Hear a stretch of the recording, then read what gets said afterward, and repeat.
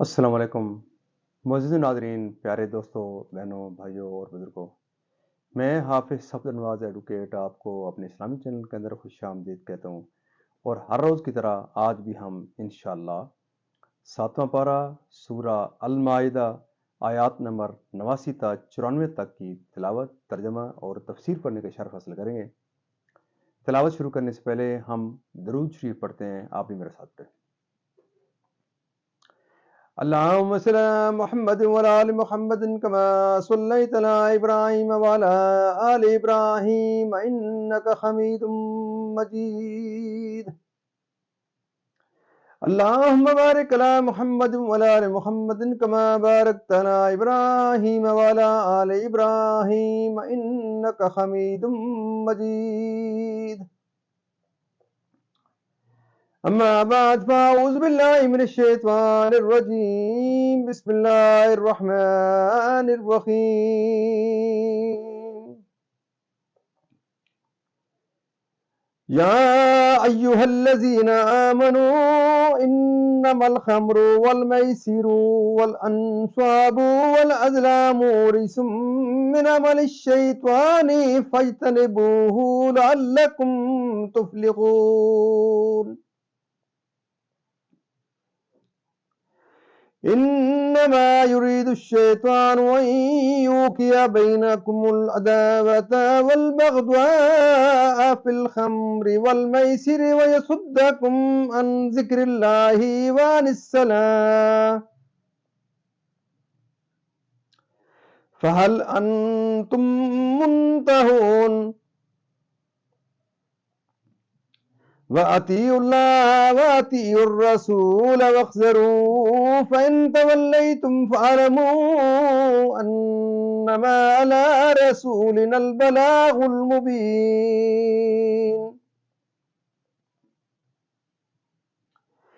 ليس على الذين آمنوا وعملوا الصالحات جناح فيما طعموا إذا ما اتقوا وآمنوا وعملوا الصالحات ثم اتقوا وآمنوا ثم اتقوا وأحسنوا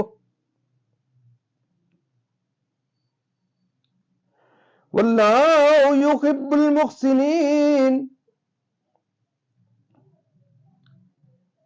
يا أيها الذين آمنوا ليبلونكم الله بشيء من الصيد تناله أيديكم ورماحكم ليعلم الله من يخافه بالغيب فمن اعتدى بعد ذلك فله عذاب أليم. يا أيها الذين آمنوا لا تقتلوا الصيد وأنتم حرم ومن قتله منكم متعمدا فجزاء مثل ما قتل من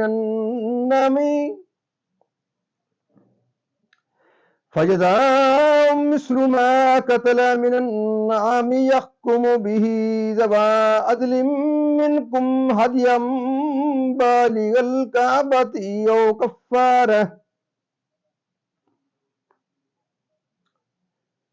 أو كفارة طعام مساكين أو عدل ذلك صياما ليذوق وبال أمره عفى الله عما سلف ومن عاد فينتقم الله منه والله عزيز ذو انتقام. صدق اللہ العظیم. ترجمہ.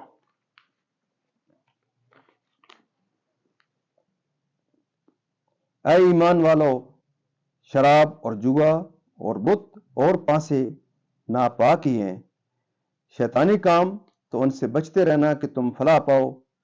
شیطان یہی چاہتا ہے کہ تم میں بیر اور دشمنی ڈلوا دے، شراب اور جوئے میں، اور تمہیں اللہ کی یاد اور نماز سے روکے. تو کیا تم باز آئے اور حکم مانو اللہ کا اور حکم مانو رسول کا اور ہوشیار رہو، پھر اگر تم پھر جاؤ تو جان لو کہ ہمارے رسول کا ذمہ صرف واضح طور پر حکم پہنچا دینا ہے۔ جو ایمان لائے اور نیک کام کیے ان پر کچھ گناہ نہیں۔ جو کچھ انہوں نے چکھا، جب کہ ڈریں اور ایمان رکھیں اور نیکیاں کریں، پھر ڈریں اور ایمان رکھیں، پھر ڈریں اور نیک رہیں، اور اللہ نیکوں کو دوست رکھتا ہے۔ اے ایمان والو، ضرور اللہ تمہیں آزمائے گا ایسے بعض شکار سے جس تک تمہارا ہاتھ اور نیزے پہنچے، کہ اللہ پہچان کرا دے ان کی جو اس سے بن دیکھے ڈرتے ہیں، پھر اس کے بعد جو حد سے بڑھے اس کے لیے دردناک عذاب ہے۔ اے ایمان والو، شکار نہ مارو جب تم احرام میں ہو، اور تم میں جو اسے قصدن قتل کر دے تو اس کا بدلہ یہ ہے کہ ویسا ہی جانور مویشی سے دے۔ تم میں کے دو سکا آدمی اس کا حکم کریں، یہ قربانی ہو کعبہ کو پہنچتی، یا کفارہ دے چند مسکینوں کا کھانا، یا اس کے برابر روزے کہ اپنے کام کا وبال چکھے۔ اللہ نے معاف کیا جو ہو گزرا، اور جو اب کرے گا اللہ اس سے بدلہ لے گا، اور اللہ غالب ہے، بدلہ لینے والا۔ یہاں تک اس کا ترجمہ اختتام پذیر ہوتا ہے۔ آپ تسلسل سے ہم اس کی تفسیر پڑھتے ہیں۔ اس آیت میں شراب اور جوئے کے نتائج اور وبال بیان فرمائے گئے کہ شراب خوری اور جوئے بازی کا ایک وبال تو یہ ہے کہ اس سے آپس میں بغض اور عداوتیں پیدا ہوتی ہیں، اور جو ان بدیوں میں مبتلا ہو وہ ذکر الہی اور نماز کے اوقات کی پابندی سے محروم ہو جاتا ہے۔ اطاعت خدا اور رسول سے یہ وعید و تحدید ہے کہ جب رسول کریم صلی اللہ علیہ وسلم نے حکم الہی صاف پہنچا دیا تو ان کا جو فرض تھا ادا ہو چکا، اب جو اعراض کرے وہ مستحق کے عذاب ہے۔ شان نزول: یہ آیت ان اصحاب کے حق میں نازل ہوئی جو شراب حرام کیے جانے سے قبل وفات پا چکے تھے۔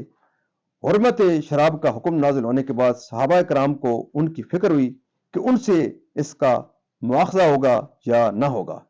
اس کے حق میں یہ آیت نازل ہوئی اور بتایا گیا کہ حرمت کا حکم نازل ہونے سے قبل جن نیک ایمانداروں نے کچھ کھایا یا پیا وہ گنہگار نہیں۔ آیت میں لفظ اتقو جس کے معنی ڈرنے اور پرہیز کرنے کے ہیں، 3 مرتبہ آیا ہے۔ پہلے سے شرک سے ڈرنا اور پرہیز کرنا، دوسرے سے شراب اور جوئے سے بچنا، تیسرے سے تمام محرمات سے پرہیز کرنا مراد ہے۔ بعض مفسرین کا قول ہے کہ پہلے سے ترک شرک، دوسرے سے ترک معاصی و محرمات، تیسرے سے ترک شبہات مراد ہے۔ بعض کا قول ہے کہ پہلے سے تمام حرام چیزوں سے بچنا، اور دوسرے سے اس پر قائم رہنا، اور تیسرے سے زمانہ نزول وحی میں یا اس کے بعد جو چیزیں منع کی جائیں ان کو چھوڑ دینا مراد ہے۔ 6 ہجری جس میں حدیبیہ کا واقعہ آیا، اس سال مسلمان محرم یعنی کہ احرام پوش تھے۔ اس حالت میں وہ اس آزمائش میں ڈالے گئے کہ وحوش و طیور بکثرت آئے اور ان کی سواریوں پر چھا گئے۔ ہاتھ سے پکڑنا، ہتھیار سے شکار کر لینا بالکل اختیار میں تھا۔ اللہ تعالیٰ نے یہ آیت نازل فرمائی اور اس آزمائش میں وہ بفضل الہی فرما بردار ثابت ہوئے اور حکم الہی کی تعمیل میں ثابت قدم رہے، اور بعد ابتلا کے نافرمانی کرے۔ مسئلہ محرم پر شکار یعنی خشکی کے کسی وحشی جانور کو مارنا حرام ہے۔ مسئلہ جانور کی طرف شکار کرنے کے لیے اشارہ کرنا یا کسی طرح بتانا بھی شکار میں داخل اور ممنوع ہے۔ مسئلہ اس حالت احرام میں ہر وحشی جانور کا شکار ممنوع ہے، خواہ وہ حلال ہو یا نہ ہو۔ مسئلہ کاٹنے والا کتا اور کوا اور بچھو اور چیل اور چوہا اور بھیڑیا اور سانپ اور ان جانوروں کو احادیث میں فواسق فرمایا گیا اور ان کی قتل کی اجازت دی گئی۔ مسئلہ مچھر، پسو، چیونٹی، مکھی اور حشرات الارض اور حملہ آور درندوں کو مارنا معاف ہے۔ مسئلہ حالت احرام میں جن جانوروں کا مارنا ممنوع ہے وہ ہر حال میں ممنوع ہے، عمدن ہو یا خطان۔ عمدن کا حکم تو اس آیت سے معلوم ہے، اور خطا کا حدیث شریف سے ثابت ہے۔ ویسے ہی جانور دینے سے مراد یہ ہے کہ قیمت میں مارے ہوئے جانور کے برابر ہو۔ حضرت امام ابو حنیفہ اور حضرت امام ابو یوسف رحمۃ اللہ تعالی علیہما کا یہی قول ہے، اور امام محمد و شافی رحمۃ اللہ علیہما کے نزدیک خلقت و صورت میں مارے ہوئے جانور کی مثل ہونا مراد ہے۔ یعنی قیمت کا اندازہ کریں اور قیمت وہاں کی معتبر ہوگی جہاں شکار مارا گیا ہو یا اس کے قریب کے مقام کی، یعنی کفارہ کے جانور کا حرم مکہ شریف کے باہر ذبح کرنا درست نہیں، مکہ مکرمہ میں ہونا چاہیے، اور عین کعبہ میں بھی ذبح جائز نہیں، اس لیے کعبہ کو پہنچتی فرمایا کعبہ کے اندر نہ فرمایا، اور کفارہ کھانے یا روزے سے ادا کیا جائے تو اس کے لیے مکہ مکرمہ میں ہونے کی قید نہیں، باہر بھی جائز ہے۔ مسئلہ یہ بھی جائز ہے کہ شکار کی قیمت کا غلہ خرید کر مساکین کو اس طرح دے کہ ہر مسکین کو صدقہ فطر کے برابر پہنچے، اور یہ بھی جائز ہے کہ اس قیمت میں جتنے مسکینوں کے ایسے حصے ہوتے تھے اتنے روزے رکھے، یعنی اس حکم سے قبل جو شکار مارے۔ اس آیت میں یہ مسئلہ بیان فرمایا گیا ہے کہ محرم کے لیے دریا کا شکار حلال ہے اور خشکی کا حرام۔ دریا کا شکار وہ ہے جس کی پیدائش دریا میں ہو، اور خشکی کا وہ جس کی پیدائش خشکی میں ہو۔ معزز ناظرین، یہاں تک اس کی آج کی تفسیر بھی اختتام پذیر ہوتی ہے۔ اللہ تعالیٰ کے دربار کے اندر ہم اس کلام مقدس کے صدقے حضور پاک صلی اللہ علیہ وسلم کی ذات و برکات کے صدقے دعا کرتے ہیں کہ اللہ تعالیٰ میں قرآن پاک کو پڑھنے، قرآن پاک کو ترتیل سے پڑھنے، سمجھ کر پڑھنے اور اس کے احکامات کے مطابق حضور پاک صلی اللہ علیہ وسلم کی پاک سیرت کے مطابق اور صحابہ کرام کے نقش قدم کے اوپر چلنے کی توفیق عطا فرمائے۔ اللہ تعالیٰ کے دربار کے اندر ہم معزز ناظرین دعا کرتے ہیں کہ اللہ تعالیٰ میں قرآن پاک کے صدقے حضور پاک صلی اللہ علیہ وسلم کی ذات و برکات کے صدقے تمام پریشانیاں دور فرمائے، تمام بیماروں کو شفائے کاملہ عطا فرمائے، اور اللہ تعالیٰ تمام مرحومین کو جنت الفردوس میں اعلیٰ و بالا مقام عطا فرمائے۔ اور تمام معزز ناظرین کے لیے اللہ تعالیٰ کے دربار کے اندر خصوصی دعا کرتے ہیں کہ اللہ تعالیٰ اگر کسی کو کوئی پریشانی لاحق ہے، ہر بندے کو پریشانی ہے، اللہ تعالیٰ آپ کی تمام پریشانیاں دور فرمائے، اللہ تعالیٰ آپ کی اولاد کو نیک کرے، اللہ تعالیٰ آپ کو صحت عطا فرمائے، اور اللہ تعالیٰ آپ کو اس کار خیر جو صدقہ جاریہ ہے، اس کلام مقدس کو پھیلانا اور زیادہ سے زیادہ لوگوں تک پہنچانا، یہ ہر کلمہ گو کے اوپر فرض ہے۔ تو اس کار صدقہ جاریہ کے اندر اللہ تعالیٰ آپ کو قبول فرمائے کہ آپ اس نیک کام میں اپنا حصہ ڈالیں۔